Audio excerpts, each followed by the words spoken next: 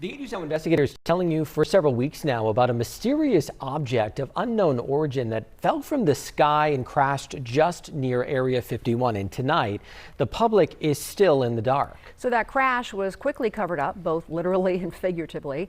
8 News Now Chief Investigator George Knapp thinks the official story, as told by the military, is false. And we are lucky because George joins us here in the studio with more on what he's now dug up. George. Well, how quickly might the government respond to a crash of an unknown object? What happened back on September 23rd on public land outside the boundary of Area 51 is a textbook example of how crash retrievals work. And to no one's surprise, pretty much everything told to the public since then is pure fiction. You can see this in F-18. Scanners and computers inside this room listen to and record radio traffic inside Area 51 round the clock. On the morning of September 23rd, York Arnu heard some astonishing news. Had my cup of coffee and I'm listening to Area 51 security, and all of a sudden they get very serious. Locked down the base. Arnu learned there'd been a large but totally secret air operation in the middle of the night and that something had gone wrong. So we just had an asset go down. We had an asset go down. This is not Creech security, this is Area 51 security. And they had an asset go down. And then the next thing. Yeah, clear. Also showing me on is the UAV, unmanned aircraft with ordnance. He picked up details about strict security measures which were implemented almost immediately. Not only was Area 51 itself locked down, but within a very short time, so too was a large swath of the Tikaboo Valley. It became clear that some kind of craft had crashed miles outside of Area 51's boundaries on public land adjacent to Highway 375, also known as the ET Highway. Arnu jumped in his truck and headed south from his home in Rachel. But while driving on what's known as Mailbox Road, he ran into an armed patrol. They had the gun in front of them, not pointed at me, but very visibly in front of them. And it was clear they meant business. He backtracked and headed south on the ET Highway to Groom Lake Road, the main entrance to the base. It too was blocked off by sheriff's deputies and military security. A military helicopter with an attached basket was sitting there, presumably ready to haul out wreckage of something. A pair of porta potties suggested the team planned to be there for a while. Almost the entire Tikaboo Valley was shut down.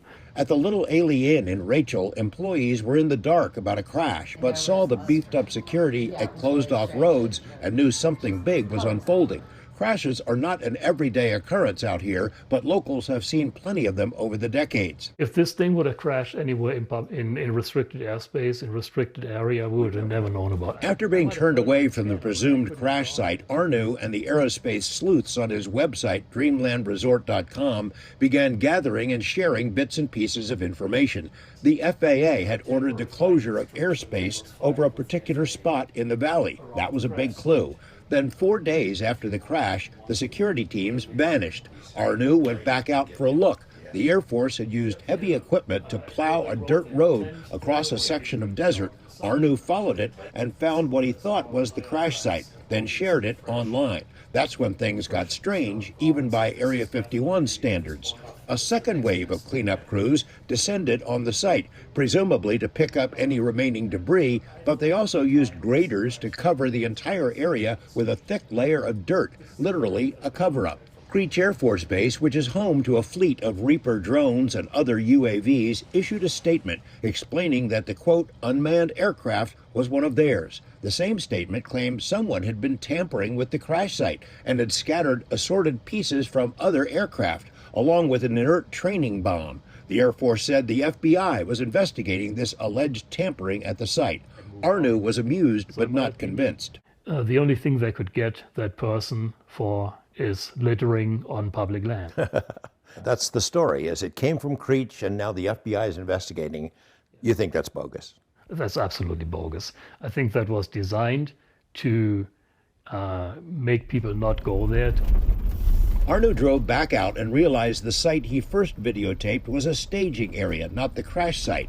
200 yards away, the telltale burn marks on Joshua trees indicated this was where the object slammed into the earth.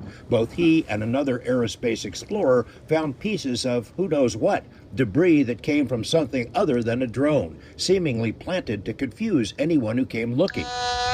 But they also found pieces under the dirt that are likely the real thing. I'm pretty sure that this piece came off the actual aircraft. Arnu, who was at the site of a genuine Reaper crash years earlier, says there's no way the Air Force could ever recover every piece of a crashed aircraft, so they added some dirt and sprinkled in some misdirection instead. If I were them, I would probably do just that. Is there a good guess about what crashed? On the Dreamland Resort website, members, including former military and retired defense contractors, chimed in. The leading theory is that the drone was one of a latest generation of AI-controlled craft that accompany advanced fighter planes and can act independently to get the job done. The Next Generation Air Dominance project is the big thing at Area 51. So the pilot flies along and says, hey, there's a target on the ground, drone 1, go check it out, and if it's a bad guy, take care of it. And drone 1 goes and does the rest. If the military wants to keep a secret about strange things that fall out of the sky, they have many tools at their disposal. Lock down the base, seal off the public land, put out a cover story, sprinkle some disinformation over the whole thing. Arnu says the middle-of-night operation that ended with the crash is one of the biggest he's ever heard of, nicknamed Black Flag. He has a good idea which hangar at the Area 51 base houses the unknown drones, but is not willing to say more. It is, after all, almost 3 years to the day since FBI agents kicked in the door of his home and carted away his computers and cameras. No charges have ever been filed. Back to you.